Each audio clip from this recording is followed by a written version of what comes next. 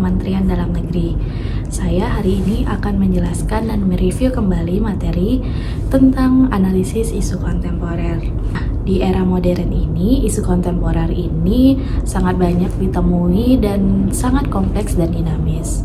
Isu itu muncul karena adanya perubahan atau kesenjangan yang terjadi di dalam masyarakat. Isu itu mencakup masalah sosial, ekonomi, politik, dan lingkungan yang memiliki dampak luas dalam kehidupan masyarakat dan tata kelola pemerintahan. Oleh karena itu, penting bagi seorang ASN bukan hanya untuk memahami kondisi pada saat ini, tetapi juga untuk mampu mengidentifikasi, menganalisis, serta menyusun strategi untuk menangani masalah-masalah tersebut secara efektif. Nah, jika kita dapat memahami isu-isu tersebut, maka untuk merumuskan solusi yang tepat dan kelanjutan untuk meningkatkan kualitas hidup masyarakat, itu bisa berjalan secara efektif dan efisien. Ada beberapa pendekatan yang dapat membantu kita untuk mengidentifikasi isu dan mendapatkan solusi yang tepat dalam isu tersebut, yaitu dengan cara yang pertama, kita dapat mengidentifikasi isu tersebut. Untuk mengidentifikasi isu-isu atau masalah yang terjadi, ada namanya media scanning. Media scanning ini adalah kegiatan mengumpulkan informasi-informasi yang relevan dari berbagai sumber seperti media massa, publikasi, dan media sosial. Ini menjadi langkah pertama kita untuk mengenali masalah-masalah atau tantangan yang perlu kita atasi. Kemudian yang kedua itu ada namanya isu scanning. Nah, isu scanning ini bisa kita identifikasi dengan berbagai cara. Contohnya itu seperti meninjau data yang sudah ada, berkonsultasi dengan ahli, serta mengumpulkan masukan-masukan dari organisasi publik atau swasta. Adapun teknik analisis isu, kita dapat melakukan teknik penapisan isu atau isu screening yang terdapat beberapa cara. Yang pertama ada namanya metode APKL.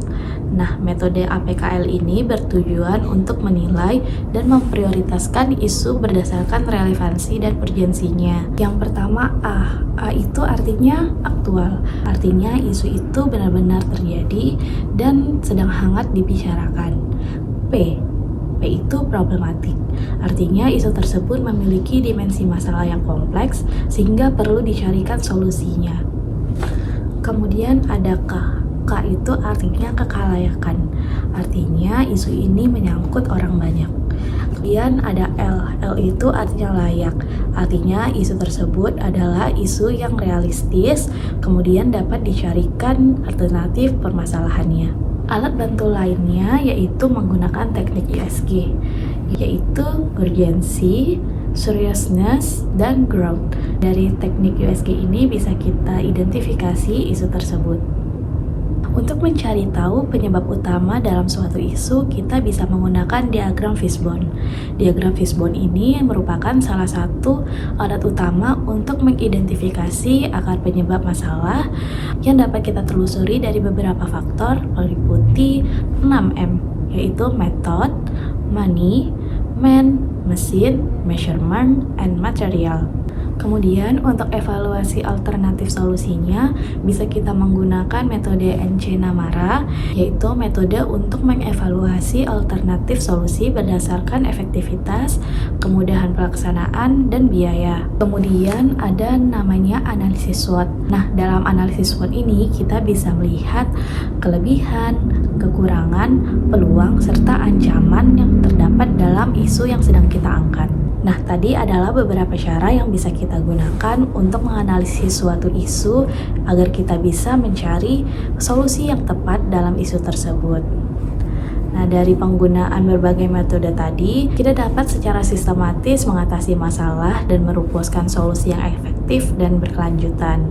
Pendekatan ini juga membantu kita untuk memastikan bahwa setiap masalah yang dihadapi memiliki rencana aksi yang jelas dan terukur, sehingga organisasi dapat bertindak lebih efisien dan efektif, serta responsif terhadap perubahan. Sekian yang dapat saya sampaikan dan terima kasih.